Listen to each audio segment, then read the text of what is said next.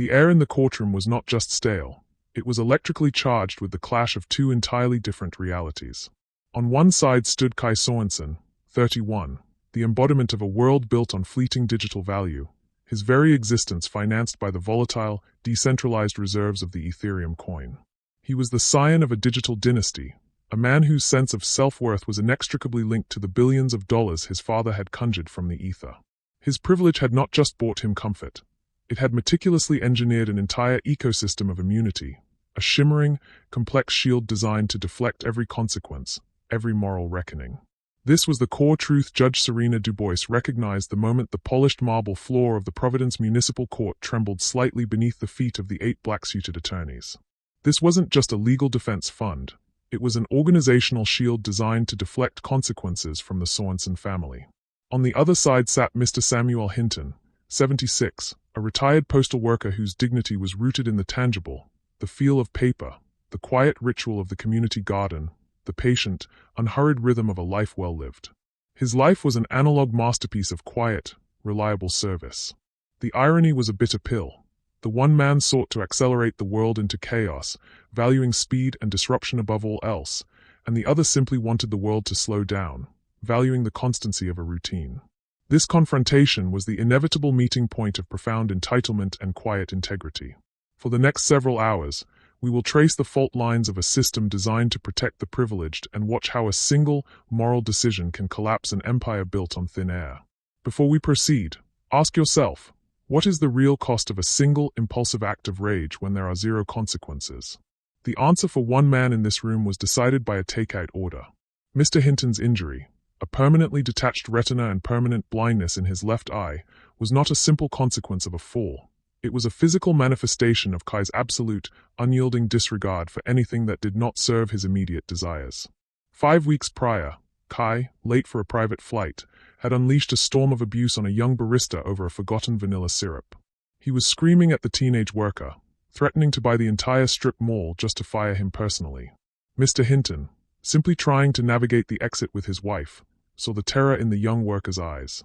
He approached, not with challenge, but with the quiet dignity of a former union representative and a grandfather. "Son," Mr. Hinton had said, his voice level, "there is no problem here that a deep breath can't solve. There's no need for this anger."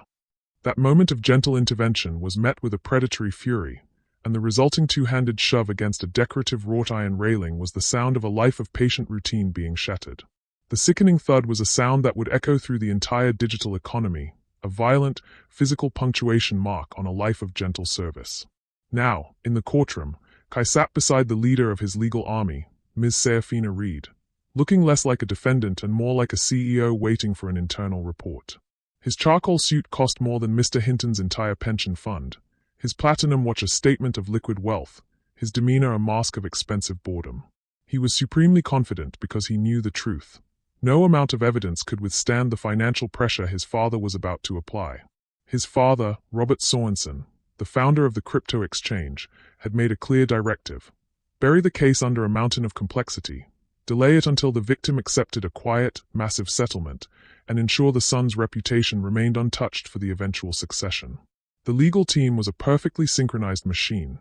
Ms. Reed, the lead strategist, commanding the central defense, Mr. Chen, the procedural specialist, tasked with destroying the evidence chain, and a rotating cast of 6 other attorneys, each tasked with a narrow sliver of the defense, the victim's prior medical history, an expert on the acoustic analysis of the security footage to argue the shove wasn't violent, and a specialist in corporate governance to defend the use of the funds.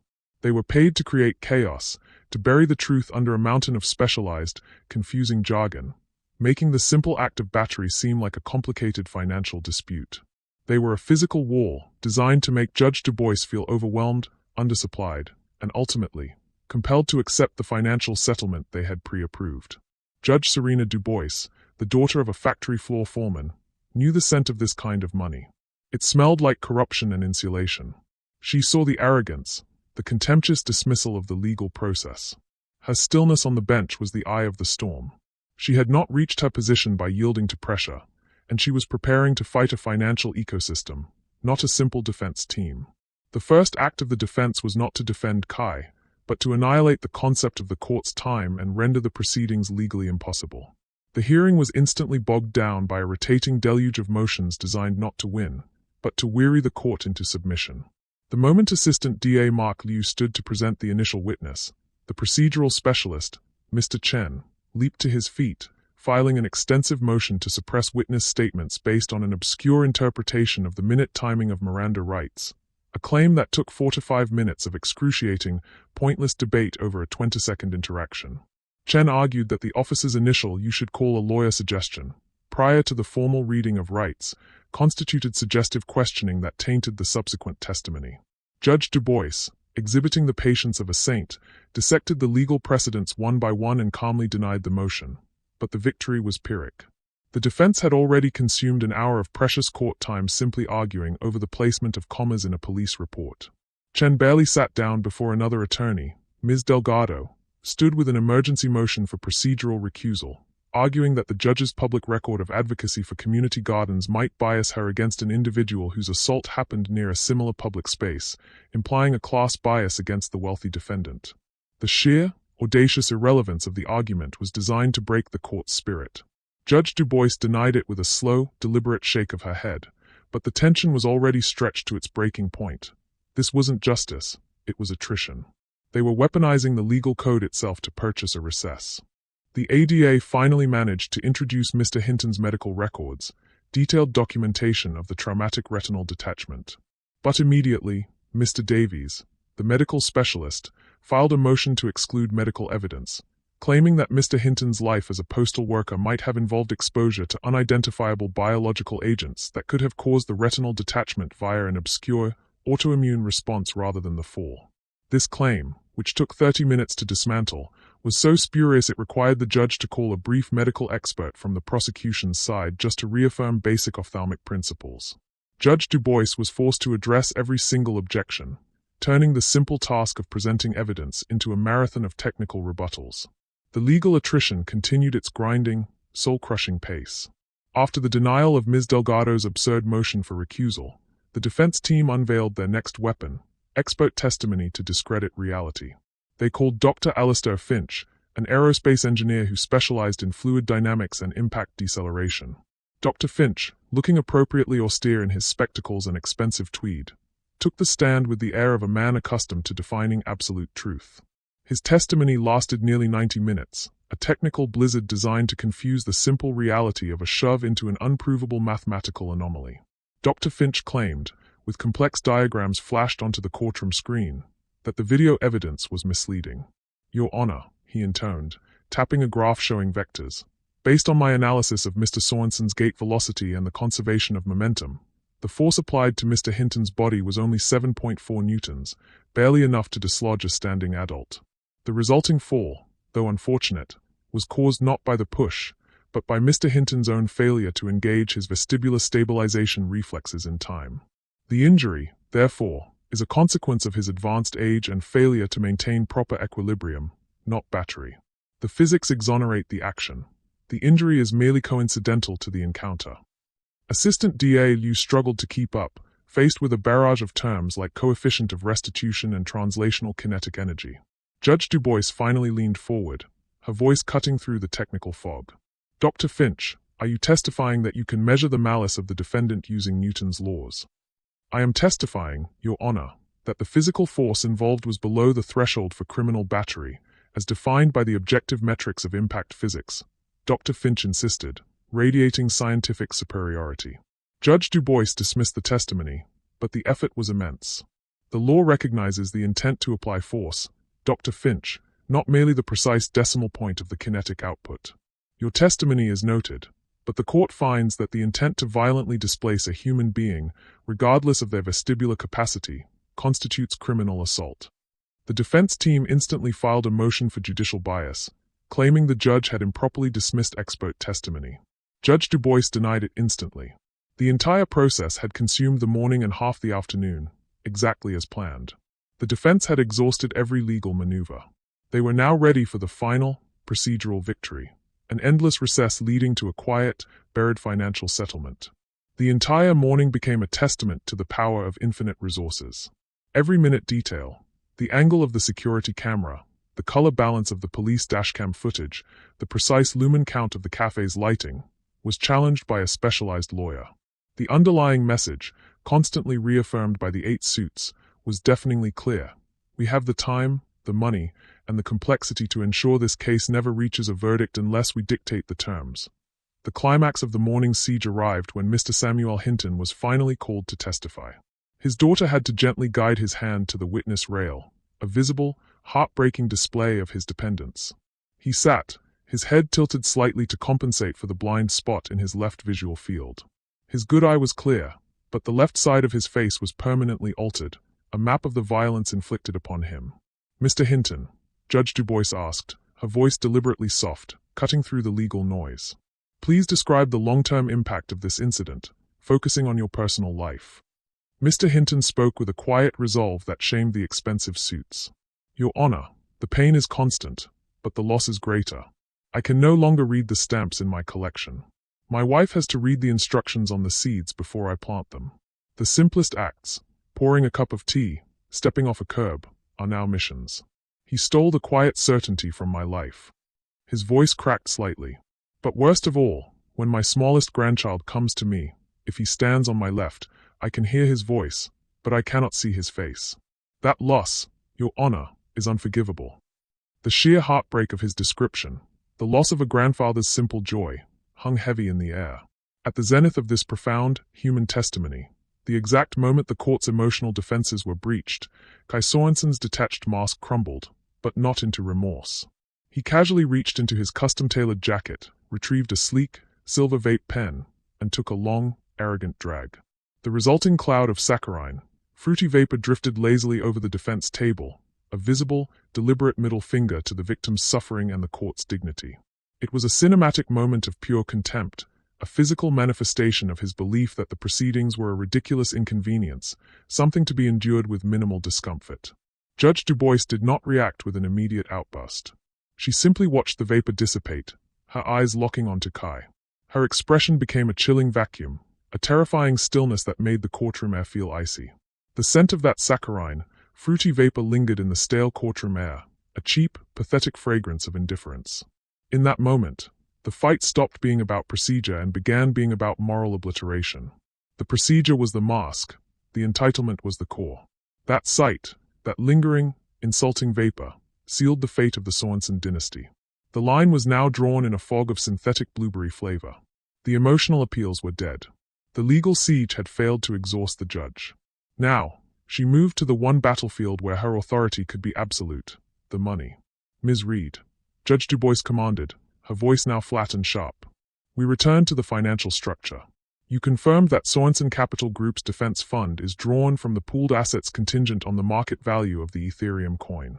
Provide the documentation that explicitly authorizes the expenditure of investor capital, not the founder's personal reserves, but the shared asset pool, for the defense of a personal criminal assault." Ms. Reed knew this was the trap.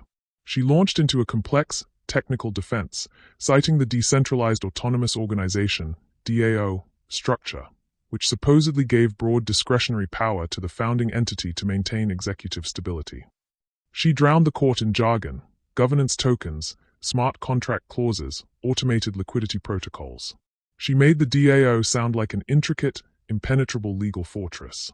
She spent 4 to 5 minutes attempting to navigate the labyrinthine language of the Ethereum DAO governance proposal, which was less a legal document and more a sprawling, philosophical declaration of decentralized wealth.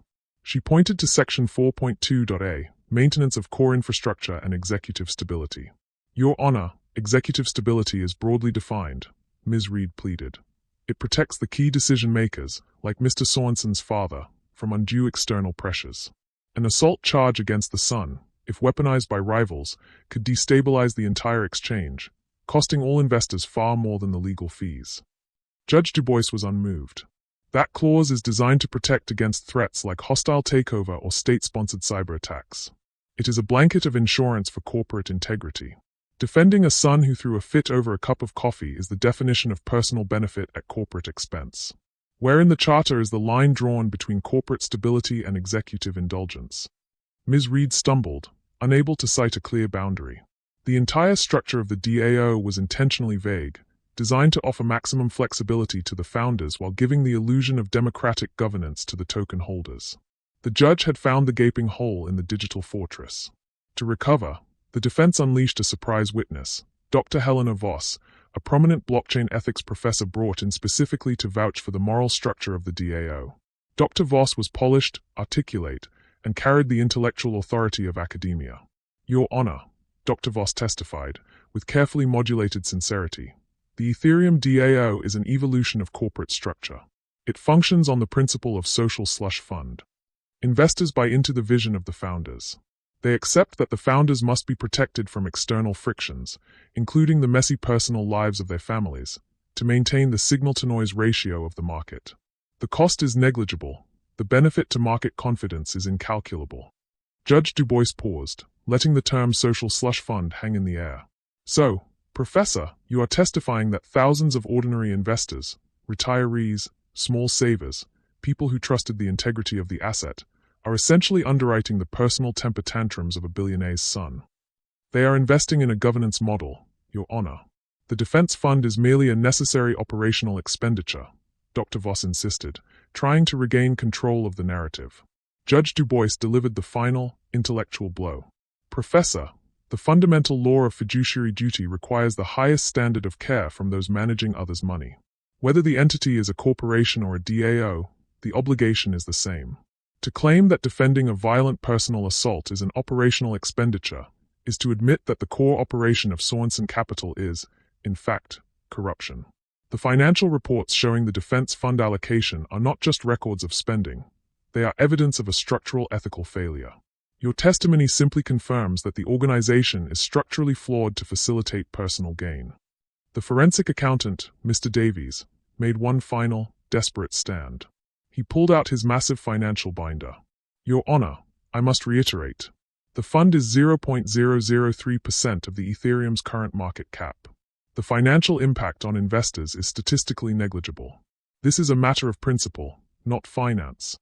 Judge Du Bois fixed him with a stare that withered his confidence. Mr. Davies, the dollar amount is irrelevant, but the principle is everything. In a digital economy built on decentralized trust, the misuse of even 1 cent for personal corruption is a moral cancer. The moment a digital asset's value is backed by the arrogance of its executives, it is structurally flawed. Your defense fund is not an asset, it is a moral liability. Sit down. The courtroom lawyers were paralyzed. Their carefully constructed procedural fortress had been breached by a single, undeniable moral principle. The judge was no longer interested in legal precedent. She was interested in ethical precedent. She had dismantled their entire $10 million legal defense, brick by brick, with the simple hammer of ethical law.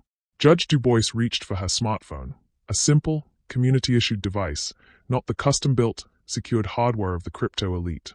She looked at Mr. Hinton, offering him a silent promise of justice. She then typed the final, devastating sentence. Ms. Reed, Mr. Sorensen, you attempted to purchase justice with a digital asset that relies entirely on public faith. That faith is now void. I am posting the following factual summary of this court's findings to my personal, verified social media account. The silence in the room was absolute, amplified by the terror now radiating from the defense table. She typed and then read the message aloud, a clean, sharp statement of fact and moral judgment. In my courtroom today, Sorensen Capital, Ethereum's founder, is using coin reserves to fund 8 lawyers to defend his son, Kai Sorensen, in the violent assault of a 76-year-old disabled veteran. The defense strategy is to buy justice. Question the fiduciary integrity of any asset that funds this type of abuse. She pressed send. The single action was a legal finding instantly translated into market action. The result was not a slow market correction. It was a digital scream. Ms. Reed's custom-built smartwatch, linked directly to her firm's financial monitors, shrieked a high-priority alert. She snatched her phone. Your Honor, the coin is moving. There is an immediate 5% drop and volume spike. The news agencies, they are pulling the post instantly. Automated trading algorithms, designed to scour verified social media accounts for high-impact governance news, instantly recognized the judge's post as a major integrity breach. The liquidity pool for Ethereum was starting to drain, but this initial drop was just the tip of the iceberg, primarily triggered by algorithmic panic. The phrase #Ethereum is fraud surged to the top of trending lists globally, overriding political and celebrity news. The story was simple, visceral, and morally unambiguous. Billionaire's son assaults old man, uses investor money to pay for silence. News outlets, realizing the judge had done their reporting for them, rushed breaking alerts, quoting the verified tweet. The drop accelerated to 15%. Attorney Mr. Chen was frantically calling the corporate headquarters, receiving no answer. The entire internal team was already in crisis mode, struggling to contain a decentralized fire. Kai Sorensen's personal phone lit up, the screen flickering wildly. He let out a choked gasp, pure, unfiltered terror replacing his arrogance. He wasn't tracking Ethereum's price. He was watching the forced liquidation of his own personal crypto holdings and his father's linked assets. The whale accounts. They are dumping. They don't care about the asset. They care about the scandal. The price plummeted past the 40% loss mark. Sorensen SRS corporate reserves, which were supposed to fund the legal defense, were being sold off by automated protocols to cover massive debt obligations. The legal shield was now actively working against them, a financial self-destruct mechanism. The 8 lawyers exchanged looks of defeated horror. Their firm's contract was now with a worthless entity. Several of the attorneys, panicking, tried to contact major decentralized exchange brokers, only to find the exchanges had instituted emergency trading limits. The sheer volume of panic selling had triggered protective measures, locking down accounts but allowing existing sell orders to proceed. The DAO's structure, built for unhindered liquidity, was now facilitating the most rapid wealth destruction in crypto history. Ms. Reed, now pale, faced the judge. Your Honor, you have caused a catastrophic failure. This goes beyond the limits of your court's jurisdiction. We must appeal for a global suspension. Judge Du Bois simply replied, You yourself testified, Ms. Reed, that the integrity of the asset is global. The response is global. The last major blocks of Ethereum liquidity were being drained. Retail investors, seeing the price freefall, rushed to liquidate anything tied to the Sorensen name. The market had entered full panic mode, fueled by the knowledge that the founder's integrity, the entire philosophical backing of the coin, was a lie. The coin briefly hit a low of 90% loss before stabilizing. The final, devastating blow was the complete and total evaporation of the defense fund. The money was not just frozen, it had ceased to exist. When the dust settled, 7 minutes after the tweet, the Ethereum coin had stabilized at a catastrophic loss of 85%. Billions of dollars in digital wealth had been vaporized. The Sorensen Capital Group was not just damaged, it was structurally dead, its value reduced to a ghost of its former self. The legal shield was reduced to dust. Judge Du Bois waited until the high-pitched alarms from the smartwatch subsided, and the frantic murmuring turned into defeated silence. Mr. Sorensen, she announced, her voice calm and absolute, looking at the defense table now occupied by a handful of defeated, pale men. Your father's legal shield is now digitally inert. Your defense fund no longer exists. You are without counsel. Justice is proceeding. The lawyers, led by a humiliated Ms. Reed, quietly gathered their binders and exited the courtroom, not bothering with a farewell. They were no longer paid, and the price of defending Kai Sorensen had become a professional liability and a stain on their firm's reputation. The sentence was delivered not as mere punishment, but as the first painful chapter of a moral and spiritual reconstruction. Mr. Sorensen, you used your position of privilege to assault a man who offered kindness and showed zero respect for his suffering. Your greatest punishment will not be the loss of money, but the forced acquisition of perspective. I find you guilty of aggravated battery. Your sentence is 1 year in state penitentiary, a place where privilege holds no currency and your father's name means nothing. 3 years of restrictive probation, 500 hours of community service specifically serving the visually impaired, and full restitution to Mr. Hinton. The purpose of this sentence is to teach you the true price of a gentle routine. The downfall of the Sorensen dynasty became a case study in hubris versus decentralization. Sorensen Sr., having lost over $18 billion in the digital bloodbath, resigned in disgrace within 24 hours, facing a deluge of class action lawsuits and federal investigations into corporate misappropriation. He was a cautionary tale, the architect who built a kingdom on trust and watched it fall when he violated the simplest moral covenant. He became the global symbol of the crypto bubble's moral bankruptcy. Kai's time in prison was defined by the silence of forced anonymity. Stripped of his designer clothes and watches, he was suddenly just Kai, a number in a system that demanded rigorous, non-negotiable obedience. His initial arrogance dissolved into fear, and then, slowly, into a terrifying self-awareness. He was forced to read the classics in Braille, a cruel irony given Mr. Hinton's injury, learning the painstaking process of interpretation through touch, a physical antithesis to the instant, surface-level information he had consumed his entire life. The prison walls, utterly indifferent to his father's wealth, became the true school of accountability. He spent the year learning that the greatest luxury was not private jets, but the quiet, unassailable safety of a predictable routine. When he emerged, he was a different man, humbled, quiet, his eyes always slightly troubled. The arrogance was replaced by a hollow-eyed humility, the look of a man who had seen his own foundation crumble. His probation led him to a local center for the visually impaired, where his 500 hours were spent assisting the staff with patient rehabilitation. It was here, in the daily, slow-paced work of helping people relearn how to navigate a world without sight, that the full weight of his crime settled upon him. He spent hours guiding hands to Braille dots, walking patients through simple navigation exercises, and helping them find the stillness required to trust their other senses. The work demanded the exact patience and precision he had so violently rejected on the day of the assault. Years later, Kai, now working for a small, ethical investment consulting firm that specialized in nonprofit endowments, his first job requiring him to build trust rather than exploit it, finally sought out Mr. Samuel Hinton. The old man was in his community garden, tending to a row of delicate heirloom tomatoes, his movements slow, deliberate, and utterly complete.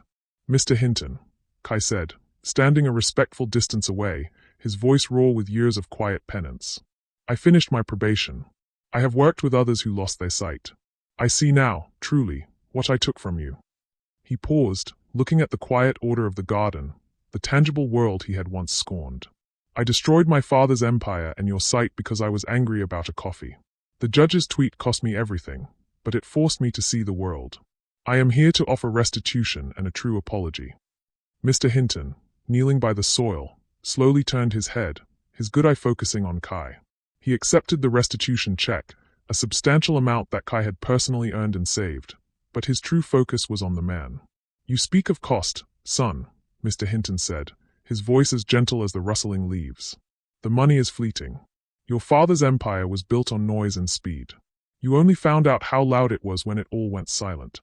He slowly extended his hand, not for a shake, but for Kai to take a handful of the rich, dark soil. "You destroyed a corrupt empire, Kai, not my soul. My kindness wasn't a weakness, it was a test you failed. The greatest lesson your father's money taught you is that the only thing worth having is the stillness they can't crash. Find that stillness in the quiet work you do, and your life will hold value again." Kai took the soil, feeling its cool, comforting permanence, a contrast to the volatile heat of his former digital world. He had spent years running from the consequences, only to find redemption in the simple, quiet truth of the earth. The story of Judge Serena Du Bois became the foundational case study for ethical governance in the rapidly evolving digital landscape. Her action was proof that in the end, no amount of corporate funding, digital assets, or legal intimidation can withstand the moral integrity of a single, powerful truth delivered at the speed of light. She was the immovable force that finally brought stillness to the chaos. The financial markets recovered, but the lesson endured. Justice is not a commodity, and entitlement always comes with an expiration date.